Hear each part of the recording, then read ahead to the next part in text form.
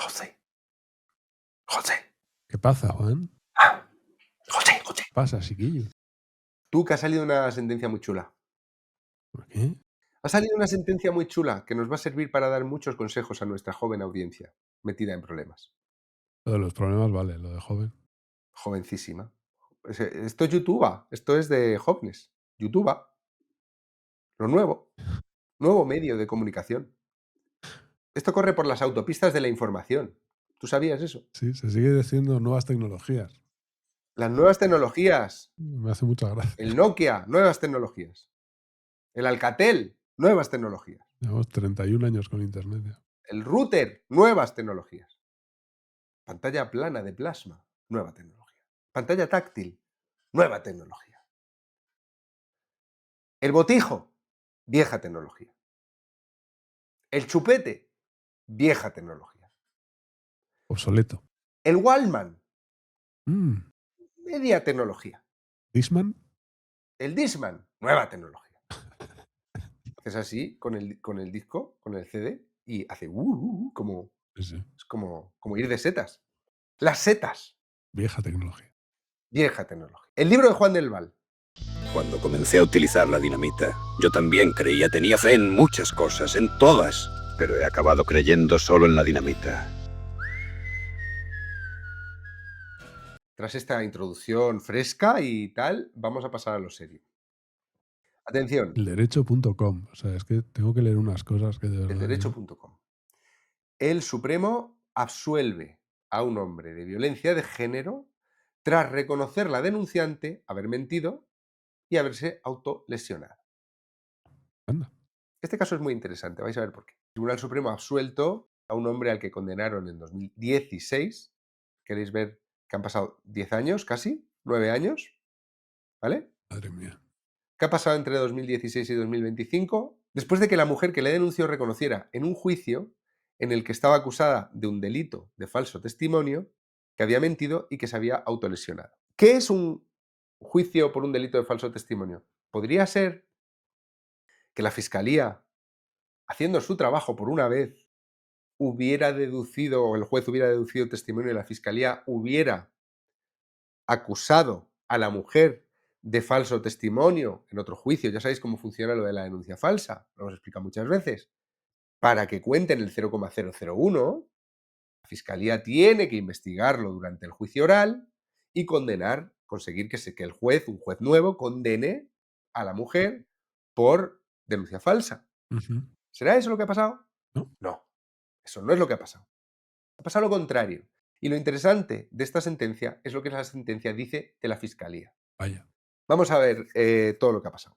La sala de lo penal, es decir, la sala número 2, donde está nuestro amigo Marchena, una sentencia recogida por Europa Press, en la que el Tribunal Supremo remarca que, tras haber mentido la denunciante sobre la existencia de los hechos denunciados, se derrumba inevitablemente todo el edificio condenatorio. Claro. El Supremo admitió a trámite el recurso del hombre el pasado mes de enero, en enero del 25, ¿vale? Alegando que la condena de instancia por violencia de género se basó de manera esencial en el testimonio de la mujer. De las que van a audiencia provincial y a sala de lo penal, en torno al 30% de las sentencias no tienen más prueba que el testimonio de la denunciante. ¿De acuerdo? Ujú. Como es un delito que se comete en la intimidad, pero es que aquí también había parte de lesiones, lo vais a ver. Esta manifestación fue declarada falsa por sentencia firme en febrero de 2024. ¿De acuerdo? El hombre denunció por denuncia falsa a la mujer, la fiscalía bailando, y la condenaron en 2024, ¿vale? Vale. Pero él seguía condenado por violencia de género. ¿Entendéis? Porque es otro juicio, Claro, es otro proceso. es un delito administrativo, además, ¿no? Claro, es un delito contra la administración de justicia por un juzgado de Jerez de la Frontera que la condenó además a la entonces testigo, porque cuando tú denuncias por violencia de género es testigo, ¿vale? Autora de un delito de falso testimonio. En efecto, como se sostiene por el recurrente y se acredita con la documentación aportada, la base probatoria de su condena, la condena por violencia de género, se nutrió de manera esencial de la declaración de quien afirmó en el juicio haber sido agredida. Y añade que el valor acreditativo del resto de pruebas, que son la declaración del acusado negando los hechos y los informes médicos, esto es importante, que avalaban las lesiones de la mujer dependía exclusivamente del valor que se atribuyera a la única información primaria de la que se dispuso. Es decir, la señora denuncia y denuncia con un parte de lesiones que demuestra, el parte de lesiones demostraría que ella ha recibido los daños por los que está denunciando. Ujú. El Tribunal Supremo reconoce que se trataban de informaciones con un valor potencialmente corroborativo del testimonio de la afirmada víctima. Pero una vez se hubo declarado en sentencia firme inveraz la información, la acusación contra el hombre carecía de validez. Estos son dos juicios diferentes, lo estáis viendo, ¿no? Sí. En el primero ella lleva un parte de lesiones y dice que él la ha maltratado y se le condena. Ujú. En el segundo, él consigue demostrar que ella mentía. Ella misma lo admite en sala. Ujú. ¿Qué pasa entonces con el parte de lesiones? O sea, el parte de lesiones, ya lo dice en el titular, ella se autolesionó, fue a por un parte de lesiones y fue a denunciar a su ex o a su pareja. No lo sabemos. Ujú.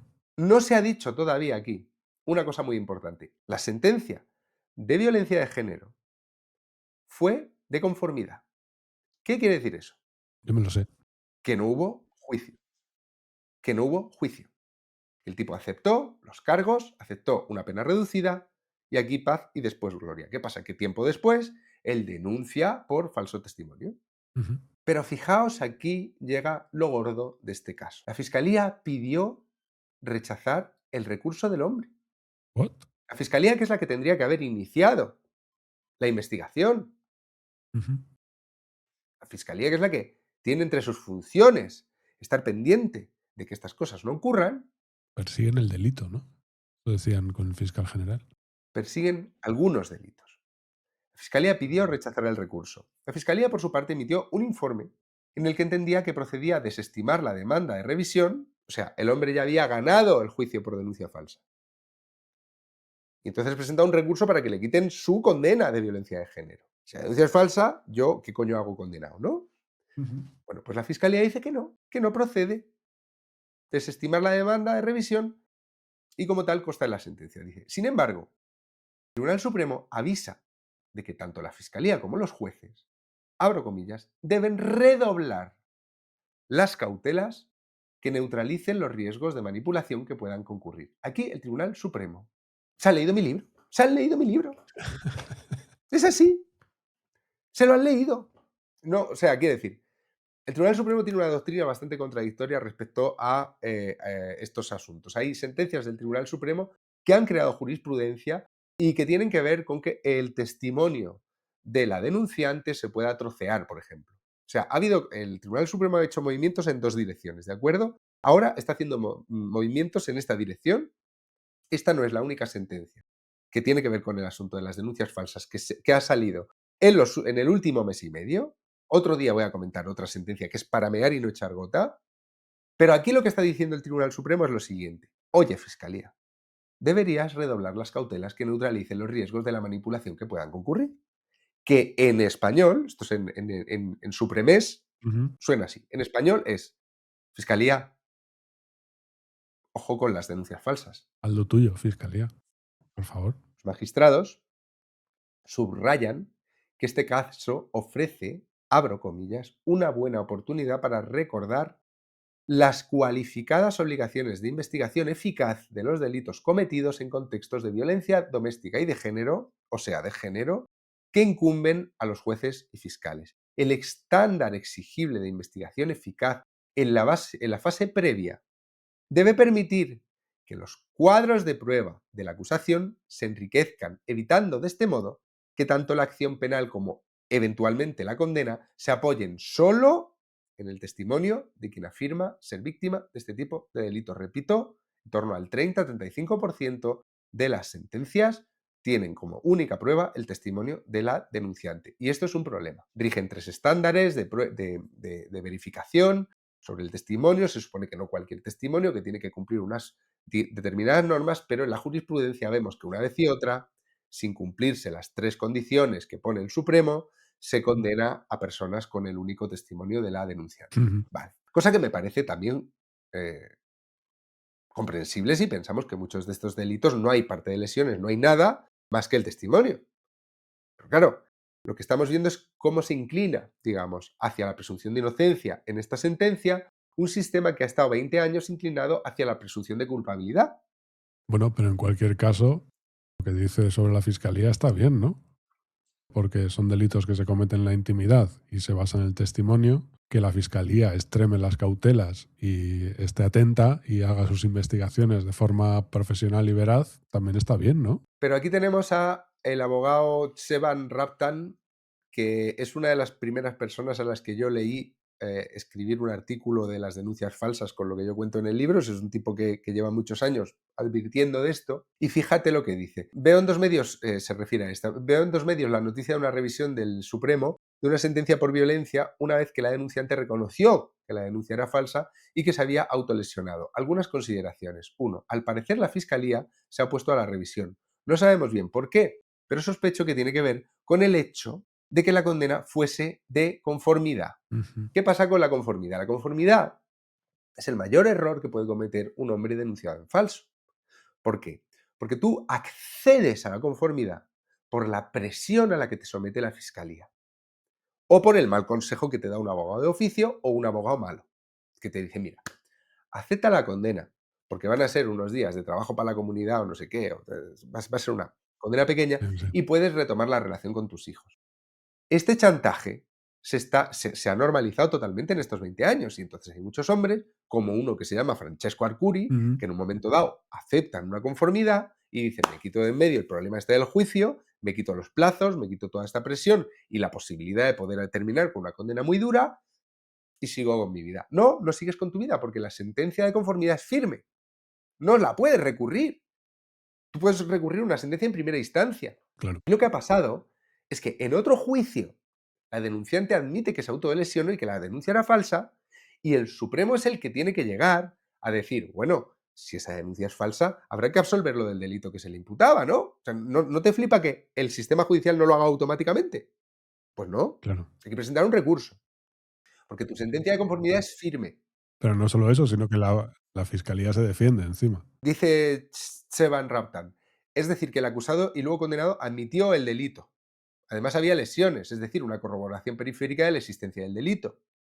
No solo una narración de la denunciante, es decir, se trata de un caso parecidísimo al de decenas de miles que terminan en sentencia de conformidad o sin ella. Pero el caso nos avisa de otro elefante en la habitación, el abuso de la conformidad. Ujú. Y es que, lo he contado 1000 veces, hay inocentes que conforman por razones instrumentales y a veces es un comportamiento racional, habida cuenta de cómo está construido el sistema. Claro. La conformidad suele rebajar mucho las penas, es lo que os estaba contando hace un momento. No solo por la rebaja automática de un tercio de la pena en determinadas circunstancias, sino porque para facilitarla, y aquí viene lo gordo, los fiscales y acusaciones suelen ser generosos y forzar los hechos. Mm. Se llama chantaje. Te someten a un chantaje. Les importa 3 huevos que tú seas inocente. Te dicen, acepta, confórmate y todo irá bien. Una persona en esa situación, lo único que quiere es que termine la pesadilla. Claro. Si no ha hecho nada, lo único que quiere es que termine. Y entonces acepta, tenemos la mitad de las sentencias condenatorias en violencia de género son de conformidad. ¡La mitad! Es heavy eso, ¿eh? Esto lo dice Felipe Fernando Mateo. Bueno, todo el rato, tiene los gráficos. La mitad, año tras año, la mitad, conformidades. Así que la suma del miedo a la incertidumbre en el resultado del juicio, consideraciones prácticas de todo tipo y a veces consejos equivocados, Ujú. de abogados de oficio normalmente, han llevado a una práctica excesivamente habitual de inocentes reconociendo delitos. De hecho, según mi propia experiencia, lo era mucho más antes. En los primeros años tras la reforma en materia de violencia de género, muchas personas conformaron porque se trataba del primer delito, se suspendían las penas y no afectaba en casos leves en exceso a los pleitos de familia. Y de hecho, la conformidad empezó a bajar cuando se instaló la idea de que todo condenado por cierto delito debía dejar de relacionarse con sus hijos. ¿Vale? Claro.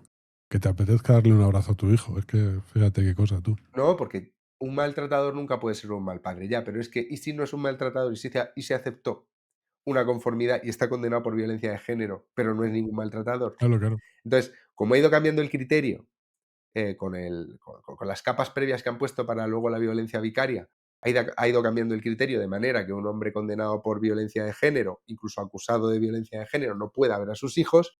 Esto de las conformidades ha empezado a cambiar en los últimos años. Aquí sí empezaron las condenas a tener otras consecuencias gravísimas.